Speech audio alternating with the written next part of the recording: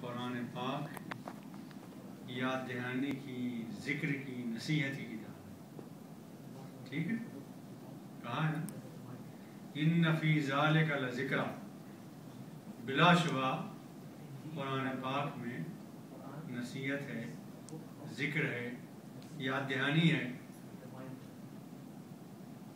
مگر کس کے لیے؟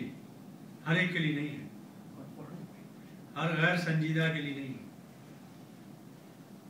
ذکر ہے، اس میں نصیحت بھی ہے، ہدایت بھی ہے، نور بھی ہے، لیکن ہر ایک کے لیے نہیں ہے. اس کے لیے ہے جس میں 3 باتیں پائی جائیں. یاد رکھیں، پہلی بات یہ ہے لمن کان لہ قلب، جس کے سینے میں دھڑکتا ہوا دل ہو، نصیحت قبول کرنے والا دل ہو، متوجہ ہونے والا دل ہو. اور دل یا خدا کی طرف متوجہ ہوگا یا شیطان کی طرف، دونوں کی طرف نہیں ہو سکتا. یا مسجد کی طرف ہوگا یا دوسری طرف ہوگا. یہ جو لوگ کہتے ہیں 2 کام کرتے رہتے ہیں، وہ کہتے ہیں کہ صاحب ہم دونوں سن رہے ہیں، وہ اپنے آپ کو بھی دھوکہ دیتے ہیں اور دوسروں کو بھی دھوکہ دیتے ہیں. کچھ نہیں ہو سکتا. قلب ایک ہے انسان کا، وہ ایک ہی طرف متوجہ ہو سکتا ہے. تو نما دیکھا آپ نے کیا کہتے ہیں باہر اسے انگریزی میں کیا کہتے ہیں؟ کمپاس. کمپاس کی سوئی 2 رخ نہیں بتائے گی، کبھی ایک ہی بتائے گی. قبلہ بتائے گی ایک ہی طرف ہوگا. انسان کے دل کا بھی یہی حال. اس لیے ہدایت اگر حاصل کرنا ہے کسی کی تقریر سے یا تقریر سے یا درس قرآن سے یا نصیحت سے، تو آپ دل 2 طرف لگائے رکھیں، کچھ نہیں ملے گا. اللہ میں دھتکار دے گا کہ تو نے جب سنائی نہیں توجہ سے، تجھے کیوں نہیں؟ ایسی بے عزت چیز تو نہیں ہے، بے قیمت چیز تو نہیں ہے، بے وقت چیز تو نہیں ہے. یہ تو جب ملے گی جب آپ پوری توجہ سے دل لگا دیں گے اور دل سے قبول کرنے کو تیار ہوں، تب یہ نصیحت ملے گی. ان فی ذالک لذکر، قرآن میں ذکر اور نصیحت تو ہے. لمن کان لہ قلب، شرط یہ ہے کہ جس کے پاس دل ہے اسے ہی ملے گی. اور دل ایک طرف لگ سکتا ہے، 10 طرف نہیں لگ سکتا، ایک ہی طرف رخ کر سکتا ہے. پہلی شرط یہ ہے. اور القسم، یا کم سے کم بات یہ ہے کہ وہ سنے نہیں بلکہ کان لگا کر سنے. القسم، کان ڈال دے، لگا دے، کوئی بات مس نہ ہونے پائے، کوئی لفظ رہ نہ جائے، میں پوری بات سن لوں. ایسے کان لگائے، یکسوئی کے ساتھ سنے، سنجیدگی سے. اور آپ تسبیح بھی پڑھ رہے ہیں، وہ کہہ رہے ہیں میں سن بھی رہا ہوں، سب اللہ اللہ بھی کر رہا ہوں، تو پھر نہ یہ کر رہے ہیں نہ وہ کر رہے ہیں، سب جھوٹ بول رہے ہیں، غلط کر رہے ہیں. اپنے تو آپ کو دھوکہ دے رہے ہیں. کسی ایک طرف لگ سکتے ہیں، یا اللہ کی طرف یا کسی اور کی طرف. اور اللہ کا دین، اللہ کی کتاب، اللہ کی نصیحت سننے کے لیے ضروری ہے کہ یہ سنجیدگی ہو کہ آپ کسی اور طرف دھیان نہ دیں، ورنہ بے وقتی ہے، وہ تذلیل ہے، اس کی توہین ہے، اس کی، اس قرآن کی، اس حدیث کی، یا اس واعظ کی، یا اس نصیحت کی، یا ذکر کی. آپ نے اس کو اہمیت نہیں دی تو کچھ ملے گا بھی نہیں. تو پہلی شرط کیا ہوئی؟ قلب حاضر ہوگا، نصیحت سننے والا دل موجود ہو. 2 باتیں ہوئی نا، قلب ہو، دوسرا توجہ سے سن رہا ہو، کان لگا کر، کان ڈال کر، کان لگا کر سن رہا ہو. 2 باتیں. تیسری بات کیا ہے؟ وہ شہید، اور آدمی موجود بھی ہو. آدمی رکھا ہوا نہ ہو مسجد میں، بہت سے وجود رکھے ہوئے ہوں گے، آدمی کہیں اور ہوگا، ٹہل رہا ہوگا، کہیں اور تفریح کر رہا ہوگا، تب بھی نہیں ملے گا کچھ، خالی ہاتھ جائیں گے.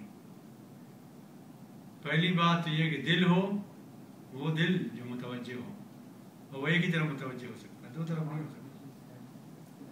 دوسری بات، خوب کان لگا کر، القسم، کان ڈال دے، لگا دے. یہ نہیں کہا استمعوا سنیں، بلکہ کان لگا کر سنیں کہ کوئی بات رہ نہ جائے، کوئی مس نہ ہو جائے. وہ شہید. اور تیسری بات یہ کہ وہ شہید بھی ہو، موجود بھی ہو، وجود بھی اس کا ہو. بہت سے لوگ ہوں گے جو یہاں رکھے ہوئے تو ہیں، وجود رکھا ہوا ان کا ڈھیر ہے یہاں، لیکن اصل انسان جو ہے اندر کا وہ کہیں اور ٹہل رہا ہے، کچھ اور دیکھ رہا ہے، کچھ اور سوچ رہا ہے، کسی اور مسئلے میں لگا ہوا ہے، دماغ کسی اور طرف لگا ہوا ہے، ذہن کسی اور طرف لگا ہوا ہے، دل کسی اور طرف تو نہیں ملے گا کچھ. قرآن سے نصیحت حاصل کرنے والا جب تک یہ تین چیزیں نہ ہوں اس کے پاس، اس لیے میں نے بات عرض کی کہ ایک وقت میں ایک کام کیجیے. دو کام نہیں ہو سکتے، تین نہیں ہو سکتے، ایک ہی کام ہو سکتا ہے. اسی کا نام توحید ہے. سمجھ رہے ہیں؟ ایمان ہے، اسی کا نام توحید ہے. اللہ کے ساتھ کسی کو شریک نہ کیجیے، نہ ذہن میں، نہ فکر میں، نہ قلب میں، نہ سننے میں. جب اللہ کی بات سننا چاہتے ہیں آپ تو اللہ کی سنیے صرف، اور اس میں اگر آپ نے شرک کیا، کچھ اور ادھر ادھر گڑبڑ کی، پھر وہ ملے گا، یہ نہیں ملے گا، اللہ نہیں ملے گا. اللہ برداشت نہیں کرتا شرک. اس لیے قرآن کی نصیحت سنیں تو قرآن کی طرف پوری طرح متوجہ ہو، تب قرآن سے نصیحت ملے گی. اور اگر آپ نے ادھر ادھر دھیان دیا، کچھ اور چیزیں بھی سوچتے رہے، تو خالی ہاتھ آپ آئے تھے، خالی ہاتھ چلے گئے. ٹھیک ہے؟ آپ پڑھتے ہیں نا، کلاس میں رہتے ہیں، لیکچر ہو رہا ہو، میں بھی ٹیچر رہا ہوں، پڑھا بھی ہے میں نے. تو جب ہم نے لیکچر اس طرح نہیں سنا کہ اسی طرح متوجہ ہوں، اپنے کچھ نوٹس بھی لکھ رہے ہیں اور سن بھی رہے ہیں، وہ لیکچر گیا ہمارا، وہ نہیں ملے گا، اس میں کچھ نہیں ملے گا. لیکچر وہ ملے گا جس میں نے پوری یکسوئی سے سنا ہو، یہ کان ایک کی طرف لگایا ہو، دھیان ایک کی طرف دیا ہو، اسی لیکچر سے ہم کو فائدہ ہو. اور اگر ہم کچھ اور کرتے رہیں، ناول بھی رکھا ہوا ہے نیچے، اسے بھی دیکھ رہے ہیں، یا فوٹو کو رکھا ہوا اسے دیکھ رہے ہیں، یا اور کوئی چیز ہے اسے لگے ہوئے ہیں، تو خالی ہاتھ آئے تھے، خالی ہاتھ گئے. اس لیے بہت ضروری ہے کہ جس کام کی طرف متوجہ ہوں. تو میں نے عرض کیا تھا کہ جس فیلڈ میں آپ ہیں، آپ بہت زیادہ نمازیں پڑھنے لگے، بہت زیادہ روزے رکھنے لگے، اللہ کو نہیں پسند ہے.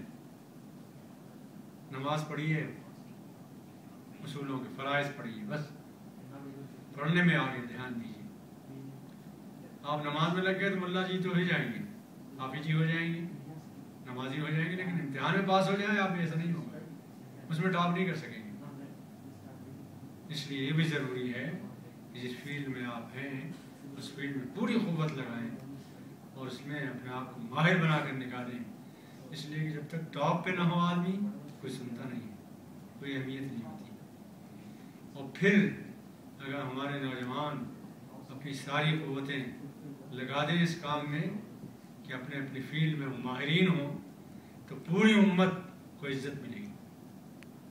ہمارے یہاں بہترین ڈاکٹر ہوں، بہترین انجینئر ہوں، بہترین کمپیوٹر والے ہوں، بہترین میتھ والے ہوں، بہترین جغرافیہ والے ہوں، بہترین ٹیکنالوجی والے ہوں، اور بہترین دیندار بھی ہوں، تو امت اٹھے گی. خالی ملا بن جائیں اور نماز اچھی پڑھا سکیں، نماز اچھی پڑھ سکیں، قرآن قرات سے پڑھ سکیں، تو ہاسپیٹل میں جب آپریشن کی ضرورت ہوگی حافظ جی کو نہیں بلائیں گے، یا بلائیں گے؟ بلائیں گے تو تباہ کر دے گا، اسی کو بلائیں گے جو آپریشن میں ماہر ہوگا نا. اس لیے یہ بھی ضرورت ہے امت کی، ڈاکٹر ہونا بھی ضرورت ہے امت کی، انجینئر ہونا بھی امت کی ضرورت ہے، میتھ کا ماہر ہونا بھی امت کی ضرورت ہے. اور ہم جب اسپین میں تھے تو اسپین کے نام یاد ہیں ان لوگوں کے؟ جغرافیہ میں ہم ماہر تھے، جیومیٹری ہم نے ایجاد کی تھی، اوکلیدس کہتے تھے اسے، ایجاد کی تھی نا. اور سمندر میں رخ معلوم کرنے کا کہ کدھر جا رہی ہے کشتی، یہ ہم نے معلوم کیا. یہ علوم میں ہم ماہر تھے، بڑے بڑے علماء اس زمانے میں پیدا ہوئے. پھر ہم اس کے بعد پہنچے ازبکستان، یاد ہے آپ کو؟ ازبکستان ایک جگہ ہے، ہم وہاں پہنچے تھے. ہمارے بڑے بڑے لوگ وہاں پیدا ہوئے، بڑے بڑے محدثین، بڑے بڑے فقہاء، بڑے بڑے علماء اور بڑے بڑے مفسرین. امام بخاری کہاں کے تھے؟ اسی جگہ. بخارا سمندر بخارا وہی ہے ازبکستان میں. بڑے بڑے ترمذی، امام ترمذی، اسقلانی، اور جتنے بڑے نام لیں اس وقت یاد نہیں آ رہے، کچھ یاد آئے، جتنے بڑے بڑے نام لیں گے سب سنیں گے، مگر سب اپنے فن کے ماہر تھے. جس فن میں بھی آپ جائیں، جس میدان میں بھی جائیں، فرضی حدیث پڑھنا چاہیں تو یہ نہیں کہ 2 حدیثیں یاد ہو گئی تو آپ بھی بیان کرنے لگے کہ صاحب حدیث میں یہ آیا. حدیث میں جب پوری پڑھیں گے تب پتہ چلے گا کہ کس کے حدیث کا درجہ کیا ہے، کس کا کیا نہیں ہے. اسی طرح قرآن میں پوری زندگی لگا دیں گے تب پتہ چلے گا کہ قرآن کیا کہتا ہے اور کیا مفہوم ہے اس کا. ہم یہ کرتے ہیں کہ 2 دن پڑھا قرآن شریف یا کہیں سے پڑھ لیا، مودودی صاحب کی کتاب پڑھ لی، تفہیم القرآن کا صورت پڑھ ہے اور ہم بھی مفسر بن گئے. ویسے آپ نے قصہ سنا ہے نا، ایک بندر کو ادرک مل گئی،